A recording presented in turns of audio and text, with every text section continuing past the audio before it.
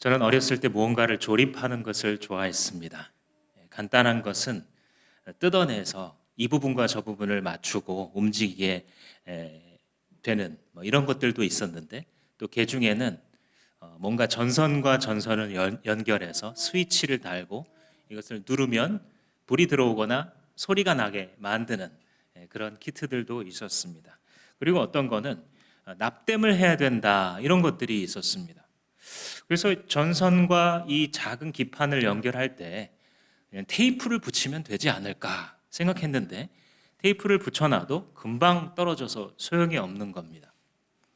본드로 붙이면 되지 않을까 생각을 했는데 전기가 잘 통하지 않는 겁니다. 그래서 하는 수 없이 하라는 대로 인두와 이 실납이 있죠. 이렇게 스프링처럼 그걸 펴가지고 인두로 지지면서 손에도 뒤어가면서 이렇게 하고 나면 그 녹은 납이 전선과 기판을 하나로 탁 연결해 주죠. 그리고 이게 굳기 시작하면 그 다음에 전기가 통하기 때문에 누르면 원하는 소리도 나오고, 또 누르면 원하는 불빛도 반짝반짝 거리는 걸 보면서 재밌다, 이런 생각을 한 적이 있습니다. 하나님의 뜻을 이루며 사는 삶도 그와 같아서 다른 방식으로는 잘 작동이 안 됩니다. 착하게 살아봐야 되겠다, 말씀을 잘 지키면서 하나님의 뜻을 이루어봐야겠다, 잘 안 됩니다. 사명감으로 해봐야겠다, 내가 열심을 내어서, 그걸 잘 안 됩니다. 오직 유일하게 이게 통하게 만들 수 있는 방법이 오늘 사도 바울이 말씀해 주시는 이 방법, 곧 사랑하려고 하는 것입니다. 사랑하려고 하면 그제서야 하나님의 뜻을 성취하는 인생을 살 수 있는 줄 여러분들 믿으시기 바랍니다. 이 유명한 본문은 오늘 우리가 읽은 마지막에 사랑은 율법의 완성이다라고 하는 위대한 선언을 하고 있는데, 어떤 면에서 그런 얘기를 하고 있는지 한번 좀 살펴보려고 합니다. 먼저 배경 지식으로 생각해 보자면, 사도 바울이 지금 로마서를 쭉 쓰고 있잖아요. 근데 가르치는 핵심이 뭐냐면, 너희들은 믿음 때문에 구원받았다라는 거예요. 너희들의 죄에서 건진 것은 너희들이 율법을 지켜서 구원받은 것이 아니라 하나님의 사랑과 은혜 때문에, 그것을 오직 믿은 공로 하나밖에 없는데 그럼에도 불구하고 주님께서 너희들을 의롭게 간주해 주셨다. 그리고 성령을 너희에게 부어주셔서 너희들을 죄와 사망의 법에서 해방된, 참으로 해방된 사람이 되게 하셨다라는, 이게 핵심이에요. 그런데 당시 율법주의자들이 봤을 때는 이거를 마치 맘대로 살아도 되는 것처럼 사도 바울이 가르친다고 생각을 하고 그렇게 공격을 했습니다. 아니, 그러면 결국은 그거는 너가 율법을 하나하나 지켜야 될 의무보다는 믿음을 앞세운다라고 한다면 결국 자기가 원하는 대로 맘대로 살라고 가르치는 무도덕주의 아니겠느냐, 그렇게 공격을 한 것이죠. 근데 그게 아니죠. 사도 바울이 이야기하는 바는 무엇이냐면, 우리는 오히려 복음 때문에 새로운 요구사항을 받았다. 그것은 무엇이냐면, 하나님께서 우리에게 베푸신 그것을 모델로 해서 받은 사랑으로 다른 사람을 사랑하는 방식의 새 의무가 주어졌는데, 이 의무 속에 너희들이 말하는 그 율법을 지킨다는 것들이 다 포함되고, 오히려 율법을 지키려고 했던 사람들보다도 더 탁월하고 우월한 길을 가게 된다. 그게 사도 바울이 대응하는 방식이었습니다. 그래서 복음을 따라갈 때, 주님께서 가르치신 복음을 따를 때 율법의 요구가 충족되는 더 높은 길을 보여주고 있는 것입니다. 한 절씩 보자면 8절 말씀에 이런 얘기를 하죠. 서로 사랑하는 것 외에는 아무에게도 빚을 지지 마십시오, 이런 얘기를 하죠. 빚 지지 말라는 게 그리스도인들은 채무를 지면 안 된다, 그런 얘기를 하고 있는 게 아닙니다. 현대 사회에서 빚을 질 수 없다면 집을 사거나 사업을 하는데 어려움이 생기겠죠. 그 얘기를 하고 있는 것이 아니라 그리스도인이 뭔가를 갚아야 될 의무가 있다면 성실하게 갚으라는 겁니다. 지연시키지 말고, 불성실하게 일하지 않아서 무언가 누군가에게 줘야 될 이 사회의 한 사람으로서의 그 의무를 저버리지 말라, 그 말을 하고 있는 겁니다. 그래서 우리가 지금 8절부터 읽었습니다만, 지난주에 6절, 7절을 다룰 때에도 너한테 세금을 받을 권리가 있는 자가 있다면 너가 그에게 바쳐야 될 의무를 게을리하지 말아라.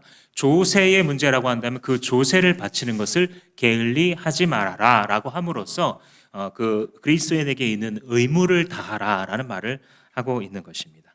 근데 그것조차도 빚을 지지 말라라는 것조차도 사실은 주제를 전환하기 위한 전환 구절에 불과해요. 진짜 하고 싶은 얘기는 따로 있습니다. 진짜 하고 싶은 말은 그 다음에 있는 말인 바로 사랑하라라는 말이에요. 이 말을 하고 싶은 거예요. 그 13장 1절에서 7절까지 지난주에 배울 때에 국가에 대한 관계를 배우잖아요. 너희들은 하나님께서 위에 세우신 권세를 존중하고 세금이나 조세의 문제에 있어서 그 의무를 다해야 된다라고 얘기했고, 더 큰 문맥으로 보자면 12장에서부터 시작됐죠. 지금 합당한 예배에 대해서 얘기하고 있는 중이었어요. 그죠? 그래서 너희들은 주님께서 해방시켜 주셨기 때문에 죄의 종으로 남아있지 말고 이 세상을 본받아서 떠내려가는 것처럼 인생 살지 말아라. 오히려 마음을 새롭게 하고 변화를 받아서 하나님의 기뻐하신 뜻이 무엇인지 분별하는 삶을 살아라. 일명 삶의 예배자가 되어라. 그죠? 그래서 삶의 예배 중에서 너의 노동을 어떻게 해야 되는지, 내면의 질서를 어떻게 가져가야 되는지, 교회 외부와의 관계 그리고 외부와의 관계가 어때야 되는지, 국가와의 관계가 어때야 되는지를 쭉 설명하고 있었어요. 그런데 기억나십니까? 그것을 관통하는 원리는 결국 사랑과 선의 원리였잖아요. 그죠? 그래서 이 사랑하라고 하는 말을 지금 국가까지 적용한 다음에 한 번 더 정리하는 겁니다. 그래서 까먹지 않도록 노동도 잘해야 되고 국가 관계도 잘해야 되고 인간관계도 잘해야 되고, 그러면 사람들이 또 금세 뭐를 까먹냐면 주님께서 은혜로 너를 그런 존재로 만드셨기 때문에 너는 기쁨으로 주님을 믿고 따라가면 돼 라고 하는 이 구절을 까먹고 또 이 의무에 사로잡힙니다. 이게 사람의 속성이거든요. 그래서 또 법칙을 지켜요. 크리스찬들은 노동할 때 이렇게 해야 된대. 그죠? 뭐 할 때, 세금할 때 이렇게 해야 된대. 그래서 규칙 지키고 안 지키고로 다시 회귀하게 되어 있어요, 사람들은. 그래서 이쯤에서 다시 한번 사랑의 원리를 사도 바울이 끄집어내고 있는 것입니다. 근데 여기서 오늘 본문의 표현으로 하자면 사랑의 빚진 자예요. 그리스도인들의 정체성이 이거예요. 사랑의 빚진 자. 한번 따라해 보시겠습니다. 나는 사랑의 빚진 자다. 당신이 성도라고 한다면 이 명제는 참입니다. 사랑에 빚진 사람이에요. 그거를 어떻게 표현했냐면 사랑 외에는 아무에게도 빚을 지지 마십시오라고 말했는데, 이거는 이제 원어를 살펴보면 누군가한테 뭔가를 해야 될 의무가 있다. 영어로 번역할 때 ow로 번역을 합니다. 그러니까 사랑을 해야 될 의무가 있다. 그거를 한국말로 번역할 때 빚지지 말라 이렇게 해서 좀 다른 오해를 할 수도 있습니다만, 원래 사도 바울이 하고 싶었던 뜻은 뭐냐면 너는 사랑할 의무가 있다 이 뜻이에요. 왜요? 주님께서 그런 존재로 만드셨기 때문에. 그 전에는 사랑을 할 줄도 모르고 능력도 없으며 진짜 사랑을 하고 싶은 의지도 없어요. 우리는 이제 사랑을 말할 때 보통 감정을 이야기하죠. 그죠? 근데 그게 아니라 주님께서 말씀하시는 그 사랑을 이해할 수도 없고 그 사랑을 따라서 할 수도 없었는데 주님이 너희들을 새로운 존재로 만드셨어. 이제 너의 새로운 정체성은 사랑하는 예배자야 라는 거예요. 그래서 이 얘기를 하고 있는데, 빚진 자라는 표현을 사도 바울이 여기서 쓴 이유가 있습니다. 1장에서 이걸 한 번 더 썼었어요. 1장 1절에 그리스도의 사도된 나 바울은 복음의 빚진 자다 이런 얘기를 한번 했었습니다. 똑같은 단어를 여기서 쓰고 있는 거예요. 그때는 그게 이제 무슨 의미였냐면 자기가 예수 핍박자였잖아요. 주변에 있는 예수 믿는 사람들을 괴롭히다 못해 공문을 받아서 다마스커스라고 하는 자기 나라 땅도 아니에요. 외국까지 가서 예수쟁이 잡아올 정도니까 얼마나 열심히 살았습니까? 잘못된 방향이어서 그렇지. 그죠? 우리가 그리스도를 모르면 이렇게 살게 되어 있습니다. 잘못된 방향으로 열심히 살면 살수록 잘못 사는 거예요. 근데 사도 바울이 그렇게 살아가다가 예수님을 만났어요. 햇빛보다 더 강렬하신 주님을 만나고 나니까 예수의 부활과 예수의 십자가와 그 부활을 만나게 되면서 삶이 변하는 것을 경험하고 나니까 다른 사람들이 눈에 들어와요.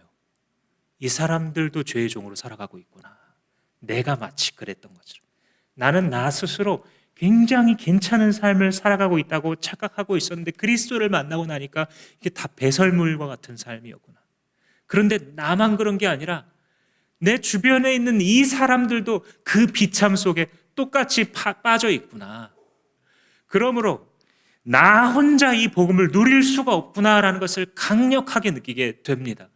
하나님께서 나를 용서해 주시고 내가 계속 그 길로 가다가 지옥에 빠질 수도 있었는데, 영원히 심판받을 수 있었는데, 주님께서 나를 건져주시는 이유는 복음 전하라고 하는 거구나를 깨닫고, 이게 사도 바울의 전생애를 관통하는 열정이 됩니다. 사랑하는 여러분, 여러분들에게는 여러분들의 인생을 관통하는 단 하나의 열정이 있습니까? 너 인생 왜 살아? 친구야, 너 왜 살아? 라고 물어보면 한마디로 대답할 수 있는 단일한 설명이 있습니까? 너 이 땅에 왜 태어났어? 너 왜 돈을 벌어? 너 왜 건강을 관리하니? 너 왜 가정을 이뤘어? 너 왜 결혼을 했어? 혹은 너 왜 결혼을 안 했어? 너 왜 세금을 내? 너 왜 운동을 해? 라고 하는 많은 질문에 한 가지 단일한 설명으로 응답하실 수 있겠습니까? 그것을 응답할 수 있는 것이 바로 그리스도인이라는 사람이고, 사도 바울은 죄에서 자유케 하신 그리스도, 죄인 괴수와 같은 나를 살리신 사랑의 왕, 그분을 전하는 것, 그분의 복음을 전달하기 위해서 내 삶이 남아있구나. 그래서 거꾸로 생각해 보니까 나는 빚진 자구나라는 생각이 드는 거예요. 복음 때문에 내가 산 거구나. 복음을 들어야 될 이 이웃들 때문에 내가 복음을 들을 수 있었던 거구나 하고 자기는 복음의 의무를 진자라고 자기의 정체성을 설명하게 되는 것입니다. 이게 오늘의 본문과도 일맥상통하는 부분이죠. 내가 왜 사랑을 받았을까? 하나님 왜 나를 사랑하셨구나. 나는 사랑에 빚진 자였구나. 하나님의 사랑을 먼저 받은 자로서 그 사랑을 나눌 존재로 주님께서 나를 불러주셨구나라는 것을 깨닫는 거예요. 근데 그걸 깨닫고 나니까 사도 바울이 깨닫는 게 뭐냐면 사랑이 답이었구나.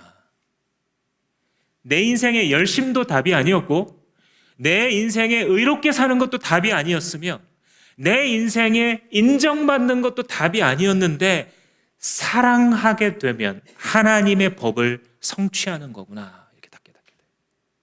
하나님의 법이라는 게 율법이잖아요. 모세가 시내산에서 받은 거예요. 그래서 제1은 그래서 10가지를 묶어놓은 게 십계명이고, 모세 오경이라고 하는 것은 거기에 대한 코멘타리예요.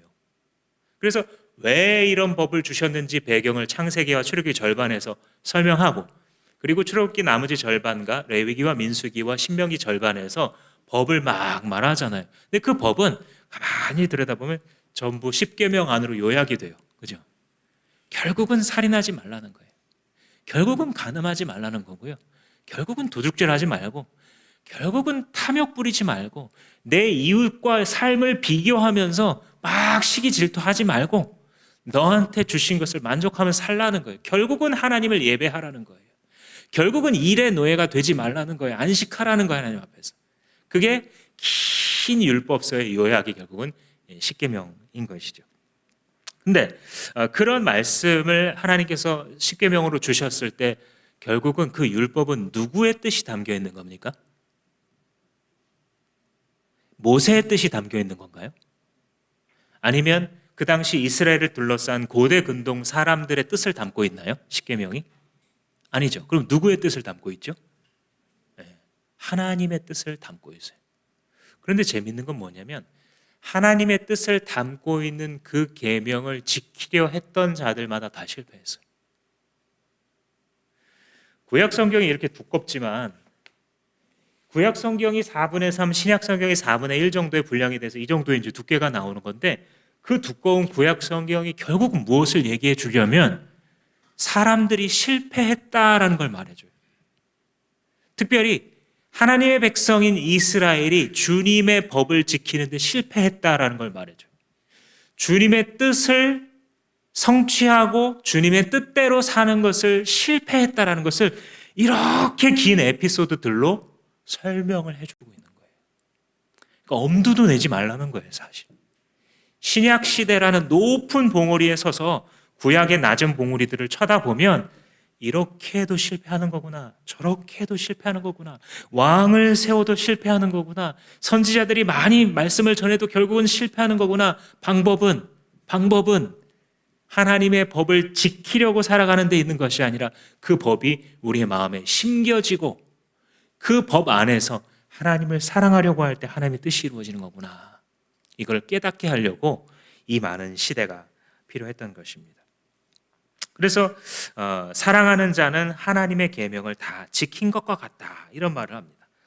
9절 말씀에 간음하지 말아라, 살인하지 말아라, 도둑질하지 말아라, 탐내지 말아라 하는 계명과 그 밖에 다른 계명들이 여기에 있어도 모든 계명은 결국 내 이웃을 내 몸과 같이 사랑하라 하는 말씀에 요약되어 있습니다 라고 말하죠.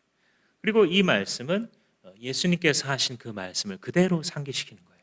사도 바울이 가지고 있는 그 사상은 결국 예수님으로부터 온 거예요. 사랑하라라고 하는 명령 속에 그 계명이 다 들어가는구나. 아까 모세 5경의 요약이 10계명이라고 그랬는데 그 10계명의 요약이 결국 사랑이었구나라는 걸 깨닫죠. 레위기 19장 18절에 내 이웃을 내 몸과 같이 사랑하라는 그 계명이 핵심이었던 거예요. 자, 그런데 예를 들어서 왜 사랑을 하게 되면 간음하지 않게 되고 살인하지 않게 되는가 생각해 볼 만하죠. 바리새인들은 어떤 실패를 한 거냐면 자기가 사람을 칼로 찌른 적은 없거든요. 그래서 살인자가 아니라고 말해요. 나는 죄인이 아니기 때문에 의인인 줄로 알아요. 그런데 이 마음 속에 사람을 죽이고 싶은 마음이 가득해요. 사람을 미워하는 마음이 가득해요. 누군가를 저주하는 마음이 가득해요. 근데 스스로 의인이라는 거예요. 예수님은 너는 죄인이다, 너는 살인자다 라고 말을 해요. 그런데 만약 예수의 새 영과 새 성품을 하늘로부터 내림받은 사람이 누군가를 사랑하려고 하면 그 사람을 절대 살인할 수 없을 뿐더러 마음속으로 이 사람을 저주하는 마음을 오래 품을 수가 없어요. 그죠? 따라서 살인하지 말라라고 하는 그 작구에 매달리는 수준에 있었던 바리새인들보다 월등하게 높은 방식으로 하나님의 법을 성취할 뿐 아니라 하나님의 뜻을 성취하는 것이죠. 그 계명 속에 담겨 있었던 하나님의 본래의 뜻이 있어요. 그 본래 뜻은 야, 너네 사람 총으로 쏘지 마, 칼로 찌르지 마가 아니에요. 그죠? 하나님은 사회를 만들고 싶으신데 그 사회는 어떤 사회냐면 사랑하는 사회를 만들고 싶어요.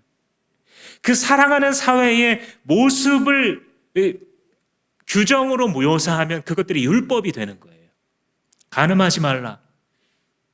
바리새인들은, 그리고 오늘날의 사람들은, 율법주의적, 도덕주의적 신앙생활을 하는 사람들은 나 불륜한 적 없어.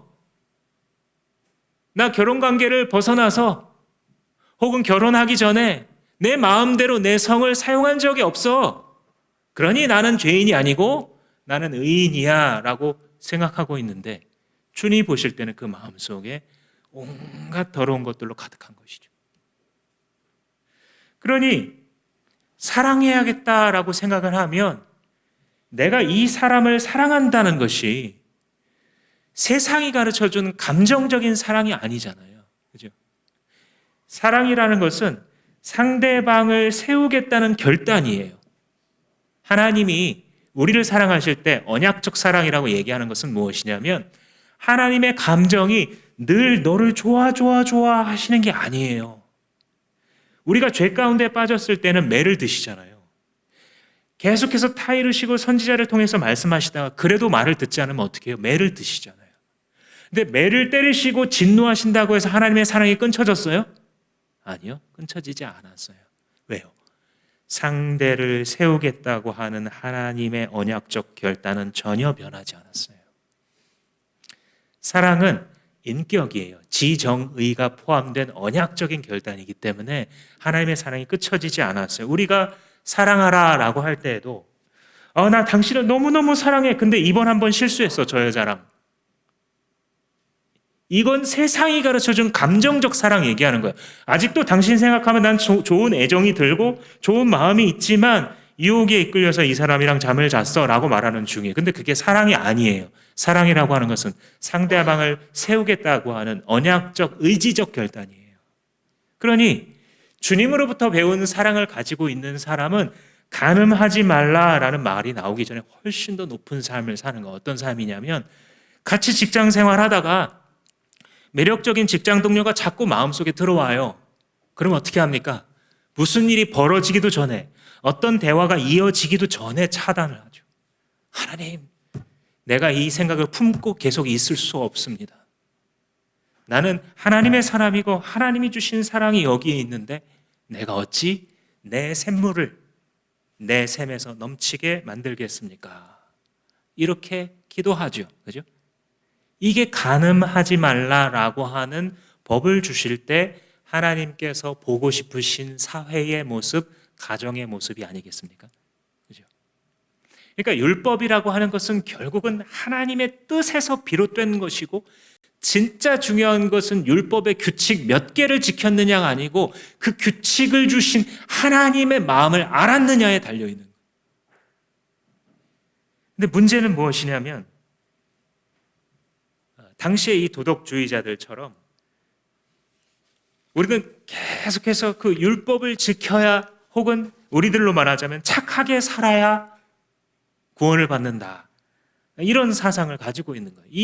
이 문제는 어디에 있는 거냐면 자기 내부에서 구원의 동력을 찾는 거예요. 이거는 내가 남들한테 민폐 끼치지 말고, 남들한테 피해 주거나 사기 치지 말고 착하게 살아서 하나님께 인정받으려고 하시는 분들은 절대로 하나님 앞에 의롭다 인정받을 수 없습니다.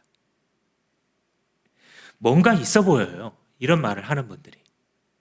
그래서 이 세상에 많은 강연을 하시는 분들, 철학자들, 세상의 다른 종교들 이렇게 들어보면 너무너무 멋있어요. 사실은 감동적입니다. 인생은 이런 거다. 계속 보게 돼요. 그죠? 근데 그대로 됩니까? 되게 멋있어요. 들을 때는.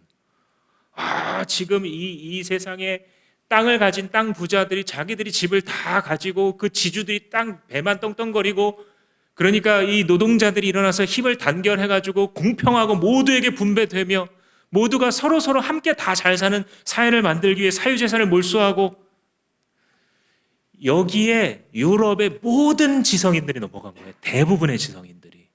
됩니까? 안 돼요. 구원의 원인을, 해결의 원인을 내부에서 찾는 사람들은 반드시 벽에 부딪히고, 그 벽은 부딪힐 벽에 부딪힌 거예요. 무언가를 잘못했기 때문이 아니라 부딪히게 되어 있는 거예요. 구원의 원인을 자기 내부에서 찾는 사람들. 그런데 주님의 말씀은요, 들을 때는 이게 되겠어 싶어요. 그죠? 기독교는 체험의 종교다. 제가 여러 번 말씀을 드렸는데, 하나님이 살아계시기 때문에 안 될 것 같은데 그 길대로 하나씩 하나씩 걸음마 배우듯이 정말 순전하고 순수한 마음으로 하나님의 말씀 믿고 한 걸음씩 따라가면, 하나님이 소원 하나 주실 때 그거 하나 순종하고, 또 하나님의 뜻을 따르고 싶은 소원 주실 때 그거 하나 순종하다 보면 또 돼요. 이게 삶이 바뀌어요. 표정이 바뀝니다. 말이 바뀌어요. 내 안에 있는 생각의 언어들이 변하기 때문에 내 옆에 있는 사람들이 내가 변화되었다라고 느끼게 돼요. 왜? 하나님 살아계시기 때문에. 체험의 종교이기 때문에, 살아계신 하나님과 인격 관계를 하는 것이기 때문에. 그래서 하나님의 법은 살아있어요. 그러니까 당시의 율법주의자들은 자기 안에 갇혀 있었기 때문에 결국은 실패한 것이었어요. 자기 안에 기준을 뒀어요. 이런 규칙들. 심지어는 하나님의 말씀 들고 실패했다니까요. 율법학자들이. 말씀을 들고 많은 부분들을 암송했어요. 오늘날에도 열심히 있으신 분들은 막 로마서 8장이라든지 이런 거 암송하죠. 로마서 12장 전체 암송하죠. 그죠? 요한일서 전체 암송하고. 그죠? 그거의 원조가 바리새인들입니다. 나쁘다는 게 아니고 인간으로서 내놓을 수 있는 최고의 프로덕트. 그죠? 근데 그것도 부족했다는 거예요. 왜냐하면 구원의 동력을, 삶의 이유를 내부에서 찾았기 때문에 결국은 부딪힐 벽에 부딪힌다.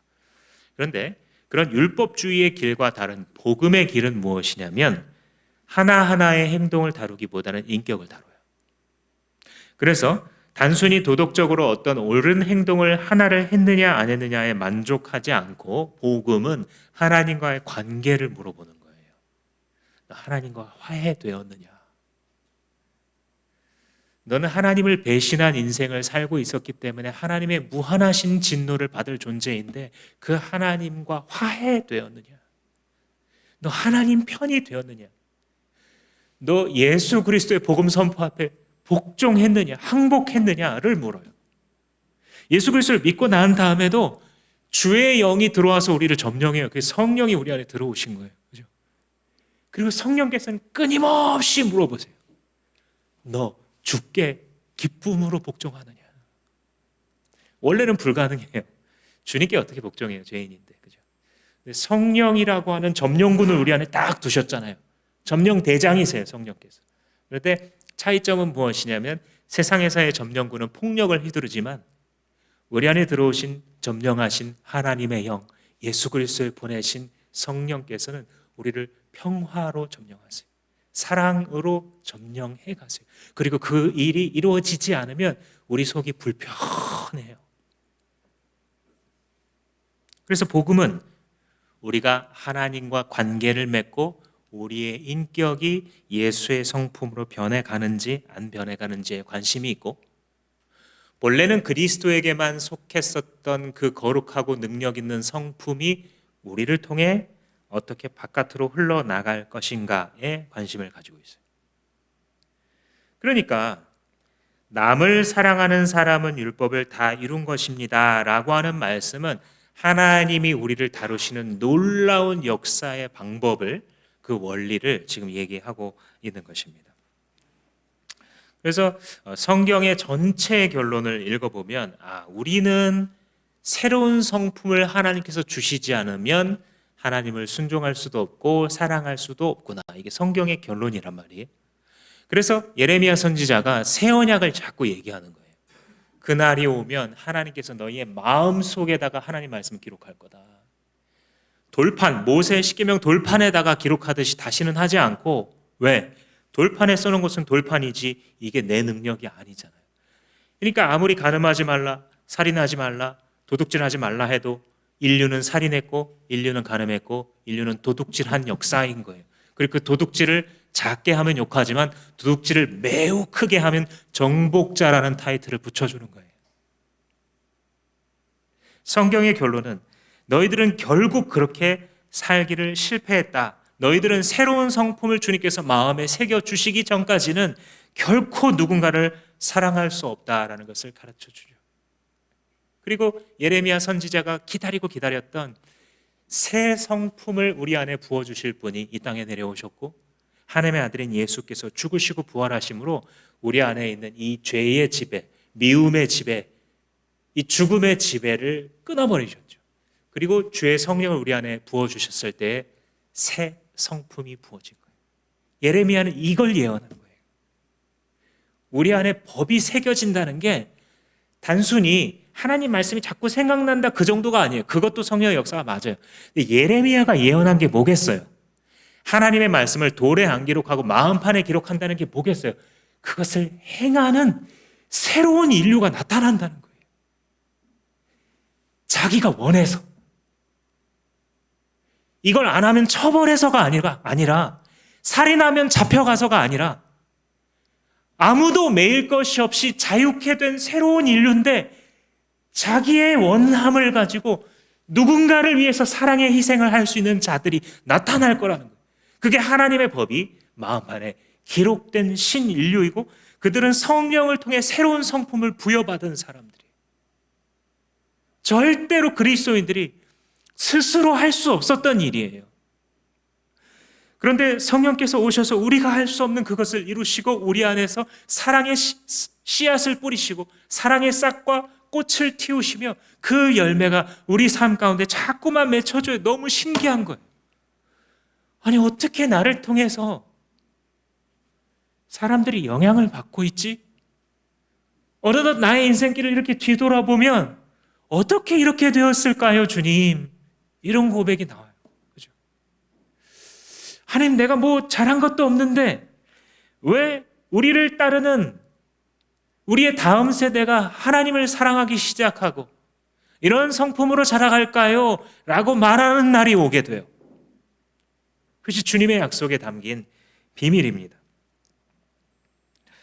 성령으로 거듭나지 않은 사람들은 그럼 어떻게 되느냐? 이 말씀을 들어도 이해할 수 없어요. 마태복음에 그 기록되어 있어요. 22장에 한 율법사가 주님을 찾아왔다 그랬는데 오늘날로 말하자면 신학자예요. 신학자, 율법학자. 그 율법학자가 찾아와서 예수님한테 시험하기 위해서 예수님, 당신이 훌륭한 랍비라 그러는데 하나님이 주신 율법 중에 제일 중요한 게 뭡니까? 이렇게 딱 물어봐요. 그러자 예수님이 목숨과 마음과 뜻을 다해서 하나님을 사랑하는 거다. 그게 첫 번째다. 근데 두 번째도 그와 같으니 내 이웃을 내 몸과 같이 사랑하는 거다. 이렇게 얘기하세요. 이 율법학자가 예수님이 무슨 말씀을 하시는지에 대해서 전부 다 아멘 했을 거예요, 사실은. 왜냐하면 율법을 열심히 공부하면 그게 핵심이라는 걸 지적으로도 알 수는 있기는 있어요. 그래서 예수님의 이 대답에 대해서 불만족을 가진 건 아니에요. 근데 그 말씀을 듣고 이 바리새인 학자가 정말 사랑하며 살았을까? 그 다른 문제. 예수의 입으로 직접 들었는데도요. 오늘 우리 앞에 예수가 나타나셔서 나한테 직접 얘기해 주신다고 해서 그 말이 나로 하여금 사랑하게 만들 수 있는가? 그거 다른 문제예요. 율법학자가 그 다음에 어떤 일을 행했는지 모르겠지만 성경에 기록이 안 되어 있는 거로 봐서 아마 별일이 없이 그저 자기가 살아오던 대로 살아야겠구나를 미루어 짐작해 볼 수 있습니다. 그런데 예수님이 그때 하셨던 그 대답, 거기에 우리의 신앙의 핵심이 들어있어요. 주님께서 첫째는 하나님을 사랑하는 거고 둘째도 그와 같으니 그러면서 이웃사랑을 얘기하시잖아요. 우리 생명의 삶에서 하면서 이게 핵심이었죠, 시작할 때. 그래서 요 수업 시간을 빠지면 사실 나머지 생명의 삶을 듣는 차원이 달라집니다. 이제 첫 부분에 이렇게 결석하지 마시라 이렇게 농담처럼 말씀드리는데, 그 뭐라고 이제 제가 설명드렸냐면 우리 같이 복습해 보자면, 첫째는 하나님 사랑인데 둘째도 그와 같으니 이웃 사랑이다 그랬단 말이에요. 이와 같으니가 무슨 뜻이에요? 이 첫째와 둘째는 하나이고 별개가 아니다라는 거죠. 하나님을 사랑하는데 이웃은 미워하는 것이 가능한가? 그렇지 않다는 거예요. 그런데 현대의 교회들은 어찌된 일인지 자꾸 매우 신앙심이 좋은데 사람들과의 관계가 엉망인 사람들이 많아요. 이것은 주님께서 가르치신 사랑은 아니에요. 예수께서 가르치신 신앙은 아니에요. 이거는 세상 사람들도요, 요거 보고 질리는 거예요. 자기가 그렇게 독실하다고 막 예배 나가고 안 빠지고 막 하는데 하는 꼴을 보면 너무 이기적이어서 이 사람이 지금 우리들을 사랑하려고 노력한다라는 상상조차 할 수 없을 때 사람들은 손가락질을 하는 거예요. 그런데 예수님이 잘못 가르치셨냐면 그건 아니에요. 우리가 참 바보 같죠. 둘째는 이와 같으니, 그러니까 연동되는 거예요. 싱크되어 있는 거예요. 그죠? 하나님 사랑 탁 다운로드가 되면 이웃 사랑이 같이 있는 거예요, 내 삶에. 그래야 비로소 이 첫 번째 다운로드 받은 게 진짜 파일이었구나가 증명되는 거예요. 물론 하나님을 사랑했기 때문에 모든 사람을 막 어떤 성녀처럼 사랑한다 그 뜻은 아니에요. 우리에게 시간이 필요합니다. 성령의 역사하시는 시간이 있어요. 그러나 그럼에도 불구하고 예수 믿은 지 2년, 3년, 5년이 지났는데도 내 마음속에 이웃에 대한 관심이 전혀 없다. 같이 살아가는 식구가 어떤 마음을 품고 있을지에 대한 관심을 한 번도 안 가졌다. 그저 나에게 어떻게 해주기만을 늘 생각하면서 살아왔다. 그 사람은 신앙을 갖지 못한 사람입니다.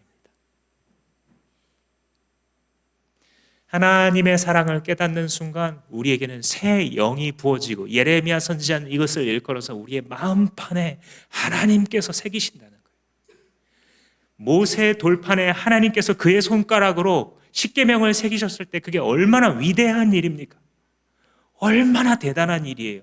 얼마나 위대한 체험입니까? 그럼에도 불구하고 그것과 비교할 수 없는 탁월한 체험은 무엇이냐면 주께서 주의 손가락으로 내 가슴에 새기시는 거예요.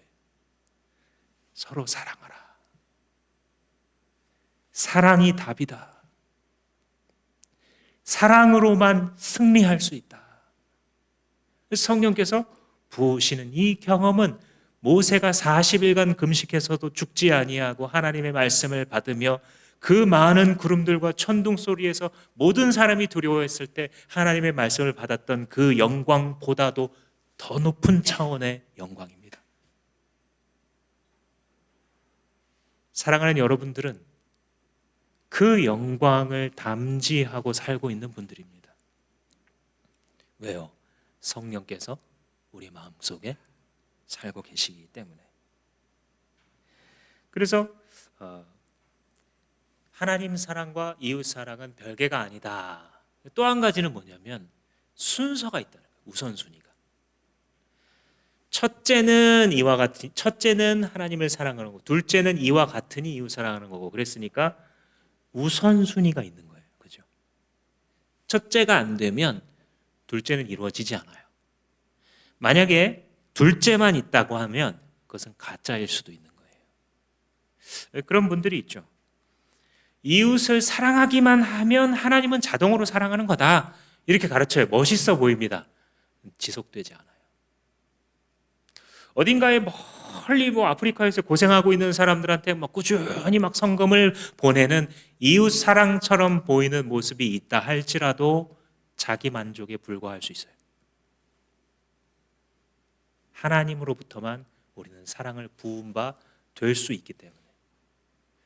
제가 골백 번도 더 이걸 반복하려고 하는데 우리들의 가슴은 말라 비틀어진 땅과 같아요. 그죠?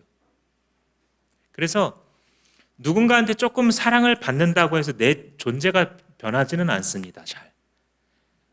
마치 바싹 말라버린 그 저수지 바닥에 비 몇 방울 떨어져도 먼지 풀풀 나는 것처럼 똑같아요. 말씀을 들으면 들을수록 사랑하라, 용서해라, 화해해라 이런 말을 들을 때 처음에는 멋있는데 시간이 지나갈수록 정죄감만 시달리게 돼요. 죄책감에만 시달리게 돼요. 왜요? 그렇게 잘 안 되는 것 같으니까. 그래서 우선순위는 뭐냐면 누군가를 사랑하려고 하는 것이 아니라 하나님의 사랑 속에 충분히 거하는 거예요. 이것이 없이는 다른 어떤 사랑도 지속 가능해지지가 않아요. 잠깐은 할 수 있어요. 그래서 부부의 사랑도 지속되지 않는 것처럼 여겨지고 연인의 사랑도 가족 간의 사랑도 마찬가지, 동역자 간의 사랑도 그런 것이에요. 누구만 이걸 지속할 수 있느냐? 하나님의 사랑으로 가득 채워져 있는 사람. 그래서 순서를 주님께서 지정해 주신 것이죠. 그러므로 저 율법사는 비록 그것을 예수의 입에서 친히 나오는 말씀으로 들었다 할지라도 그 말씀의 진정한 뜻을 살아갈 수는 없었어요. 그가 예수님의 진정한 말씀의 뜻대로 하나님을 목숨처럼 사랑하고 이웃을 내 몸처럼 사랑하는 이 멋진 길은, 이 율법을 완성시키는 이 길은 오직 누가 오셔야? 그 안에 성령이 오셔야만 이루어진다. 여러분들 성령 받으셨습니까?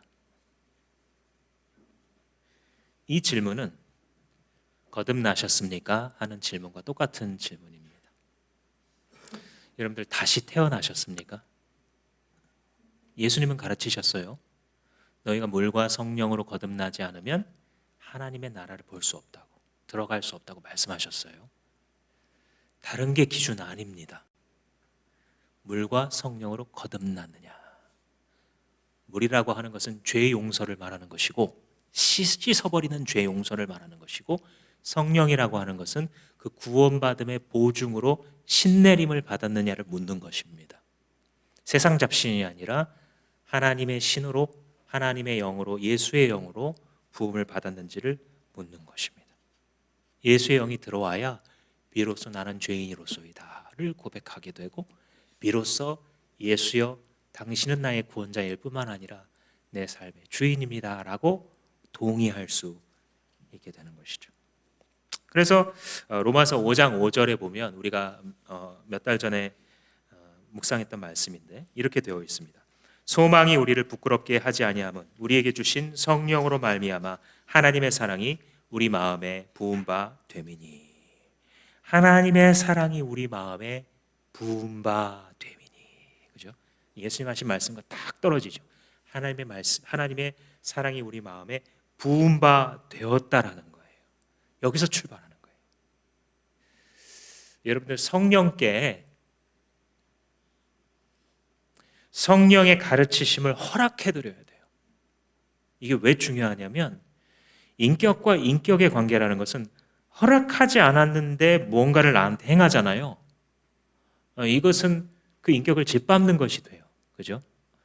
심지어 어린아이들도 처음에는 막 이렇게 좀 조종당하는 것 같다가도 어떤 시점이 이르면 자기 의사를 그 의사를 넘어서서 뭔가를 하게 되면 그때부터는 폭력이다라고 부르기도 하고 인격을 짓밟는다라고 말하게 되죠. 성령 하나님은 인격이시기 때문에 어떤 불이나 파워 정도로 생각했었던 기독교 역사상의 오류가 있었던 시대가 있었어요. 그러나 오늘날 우리는 알고 있습니다. 성경을 더 연구하고 성령은 인격이시구나라는 것을 알게 됐죠. 그래서 그 성령께서 내 안에 일하시는 것을 허락하셔야 돼요. 자꾸 그렇게 기도하세요. 성령 하나님, 내 마음을 마음대로 만지시고 마음대로 빚어주시고 마음대로 수술하시고 마음대로 태우시옵소서라고 주님께 자꾸 기도하셔요. 기도 시간대마다 내 안에 계신 성령이여 주님 마음대로 빚으시옵소서. 왜냐하면 그 성령과 함께 해야만 하나님 앞에 선 내가 누구인지 깨닫게 되거든요. 하나님 앞에 선 나는 무능한 존재예요. 첫 번째로는 아무것도 할 수 없어요. 하려고 해도 안 돼요. 그런데 두 번째는 또 뭐냐면 하나님이 친히 나한테 새 성품 주셨다는 걸 알게 돼요. 새 성품을 주셔서 이웃을 사랑하지 않고 계속 가만히 있기가 매우 힘듭니다. 매우 힘들어요. 제가 어느 날 늘 타고 다니던 이 버스를 타고 다니는데, 버스란 것은 뭐 이제 학교를 가기 위해서 이제 탔었기 때문에 이렇게 타고 가서 뭐 수업을 듣는다든지 뭐 누구를 만난다든지 그러기 위해서 가는 하나의 그냥 수단이에요. 그리고 사람이 많으면은 싫어요. 왜냐하면은 앉을 자리도 없고 부대껴야 되고, 그죠? 사람이 적으면 좋아요. 왜냐면 빈자리도 있을 수 있고 편하게 갈 수 있으니까. 사람들이 하나의 그냥 저의 풍경이었죠. 근데 어느 날 버스를 타고 이렇게 앉아 있는데 제가 보통은 이제 창밖을 이렇게 본다든지 잠을 잔다든지, 그런데 그날 이렇게 고개를 돌려봤어요. 그랬더니 이제 자리마다 다 제각각 나이 드신 어르신도 여기 앉아 계시고 학생도 앉아 있고 어린이도 앉아 있고 뭐 가족 단위로 앉아 있는 사람들도 있고, 저 사람들은 어디로 가는 걸까 하는 질문이 탁 떠올라요.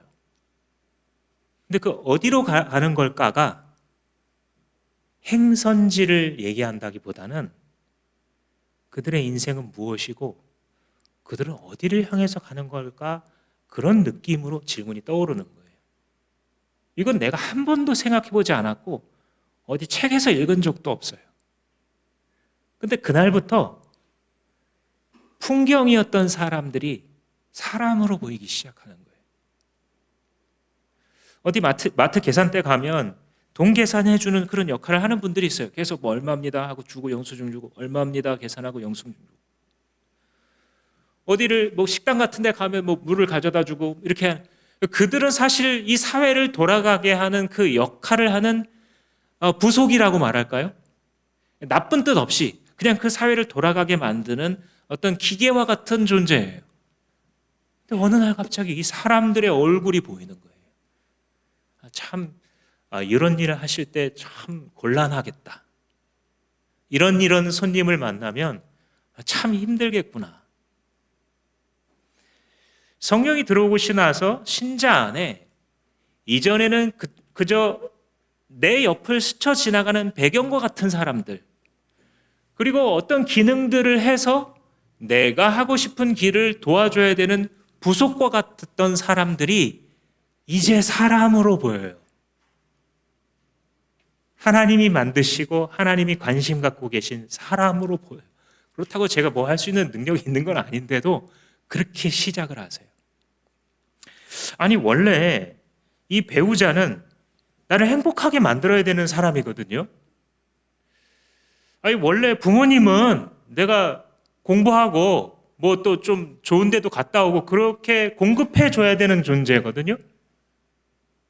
아니, 자식은 좀 잘 자라면서 나한테 기쁨을 줘야 되는 존재였거든요.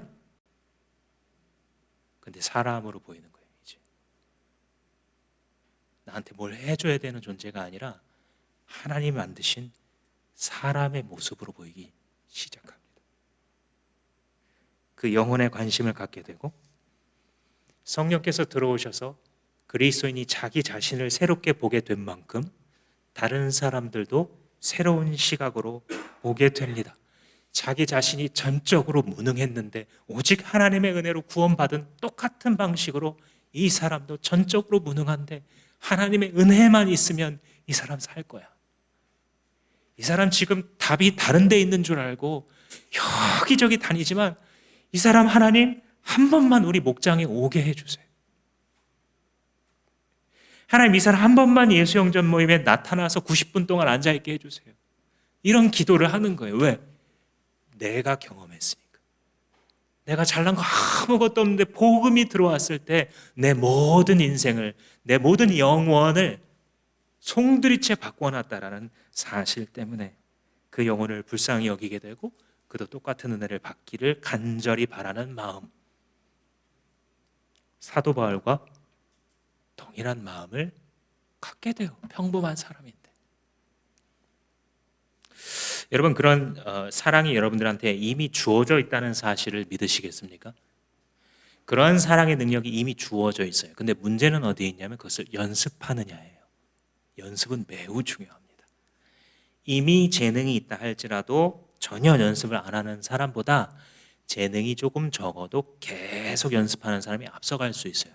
물론 재능이 있는 사람이 연습까지 하면 따라올 자가 없죠. 여러분들이 재능이 있는 사람인 것을 아세요? 하나님 보셨을 때? 왜냐면 하나님이 주셨거든요. 그 재능은 성령이에요. 다른 재능과 비교할 수 없는 성령을 주셨어요. 그래서 여러분 연습하시면요, 세상 사람들이 따라올 수 없는 사랑을 하게 돼요. 근데 그 시작은 작은 겁니다. 아주 작은 것을 하나님 주신 그 사랑의 성품이 나한테 있다는 것을 믿고 따라가 보세요. 어떤 주부가 남편을 너무너무 미워하는 마음을 갖고 있어서 이 조지 크레인이라고 하는 작가이자 목회자인 한 분을 찾아왔어요. 조지 크레인 박사라고 이제 보통 알려져 있는데, 찾아와서 저는 남편을 없애버리고 싶어요. 이렇게 시작했어요. 이 상담을. 너무너무 미워서 이혼할 건데 이혼하기 전에 최대한 괴롭히다가 이혼하고 싶습니다. 이러고 이제 상담을 한 거예요. 이제 한참 듣다가 이 크레인 박사님이 아주 묘한 제안을 하나를 하게 됩니다. 그러세요, 부인? 그러면 오늘부터 집에 돌아가셔서 남편을 굉장히 사랑하는 것처럼 한번 행동해 보세요. 남편이 자기한테 아주 귀한 존재라는 것을 자꾸 말해 보시고 남편에게 친절한 말을 하시고 관대하게 행동해 주세요. 장점이 보이면 그때그때 칭찬을 해 주세요. 어떻게 하면 남편이 웃을까를 생각하면서 그렇게 해 주세요. 그런 방식으로 서서히 자기가 남편을 아주 사랑한다라고 믿게 만드세요.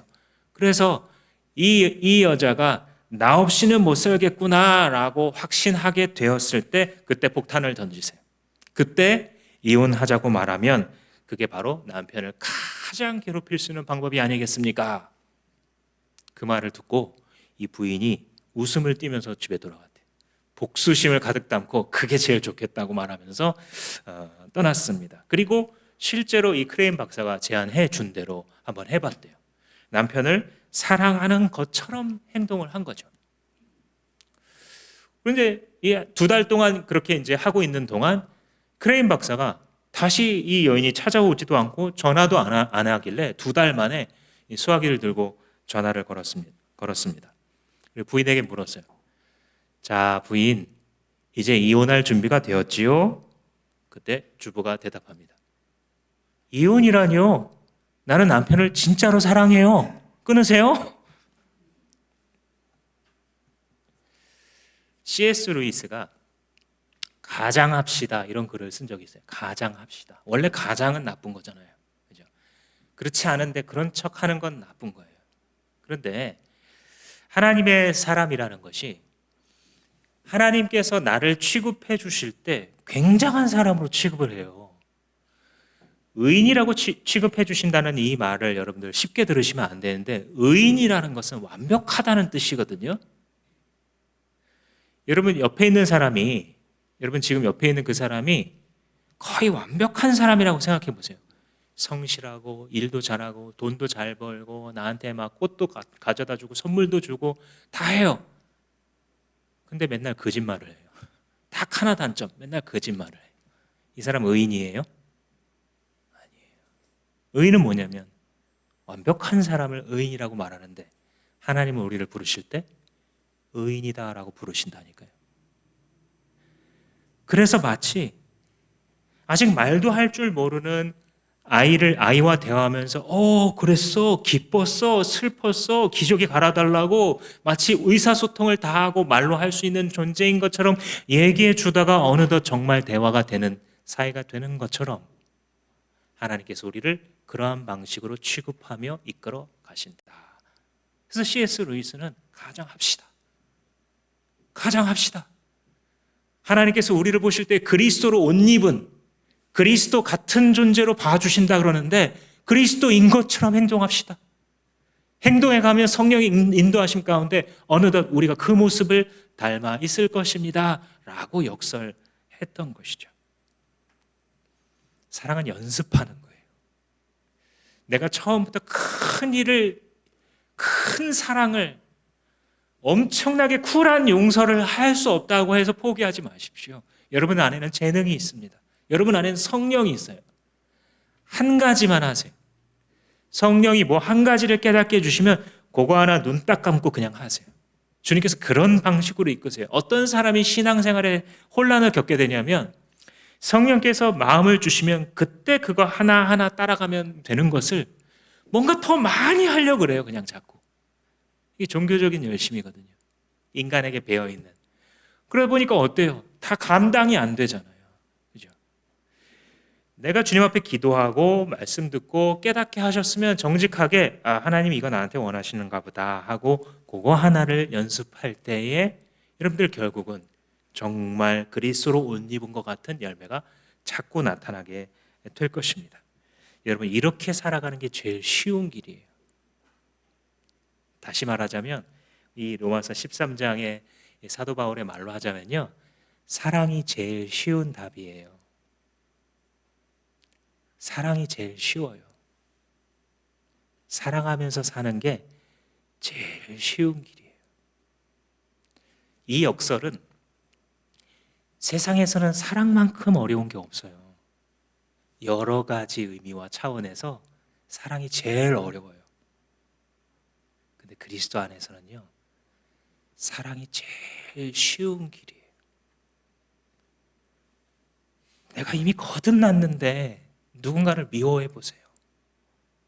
그래서 이 사람을 미워하고 탐탁치 않게 생각하는 이 마음을 그대로 둔 상태에서 모든 걸 한번 다 잘해 보세요. 잘 안 될걸요? 진짜 어려울걸요? 하고도 괴로울걸요? 제일 쉬운 길은 마음속에서부터 사랑하겠다고 선포하는 거예요. 여러분들 재능이 있다 그랬죠? 그리스도인의 재능은 선포하면 그대로 됩니다. 우리 아버지가 그런 분이거든요. 빛이 있으라 라는 말씀 선포의 방식으로 만물을 지으신 하나님께서 인간의 말에도 권세를 주셨어요. 물론 피조물의 한계는 있지만 그래서 성령을 받은, 재능을 받은 사람들이 입술로 선포할 때 거기 역사가 있어요. 주님이 그렇다라고 하시니 그렇게 될 겁니다. 주님이 사랑하라고 하시니 한번 해볼게요. 나는 원래 잘 안 됐는데, 그리고 앞으로도 잘 안 될 것 같은데, 사실은 안 될 게 뻔한데, 주님이 그렇다고 하시면 그거 되겠지요 라고 하는 믿음의 선포가 여러분들의 마음속에서 계속 흘러나오게 되면 그 길이 제일 쉬워요. 왜냐하면 그렇게 되니까요. 살아계신 하나님께서 그렇게 되도록 우리를 이끄시니까요. 사랑하지 않고 관계 풀려고 해보세요. 사랑하지 않고 목장 잘하려고 한번 해보세요. 어디 목자 목녀 여러분, 사랑하지 않고 목장 잘 이끌어 보려고 한번 노력해 보세요. 어디 되는지. 제일 쉬운 길은 주님 말씀대로 하나님을 깊이 사랑하고 이웃을 사랑하는 할 때, 야, 너라면 어떤 취급받고 싶니? 네 몸처럼 그 사람 사랑해줘라 라는 길인 것입니다. 사랑하는 주마음교회 성도 여러분, 사랑은 예배의 완성입니다. 예배의 삶을 살아가는 자가 궁극적으로 하나님의 뜻을 성취하는 것은 우리의 사명을 통해서도 아니고 우리의 열정을 통해서도 아니고 사랑을 통해서입니다. 이 말씀이 여러분들의 이 한 주간의 삶을, 그리고 주님 나라 갈 때까지의 삶을 지배하시기를 주님의 이름으로 축원합니다. 함께 기도하시겠습니다. 하나님은 사랑이시라. 주님 말씀하실 정도로 당신은 사랑의 왕이십니다. 사랑을 전혀 할 수 없는 악에 바친 우리들, 한에 바친 우리들, 늘 억울함 속에 살던 우리들을 이제 빛 가운데로 부르셔서 한량없는 당신의 사랑, 바다보다도 더 넓고 많고 큰 사랑을 우리의 마음속에 부어 주셨습니다. 오 주여, 내 잔이 넘치나이다. 당신의 사랑이 나에게서 흘러넘쳐 당신이 하고자 하시는 당신의 뜻을 이루시옵소서.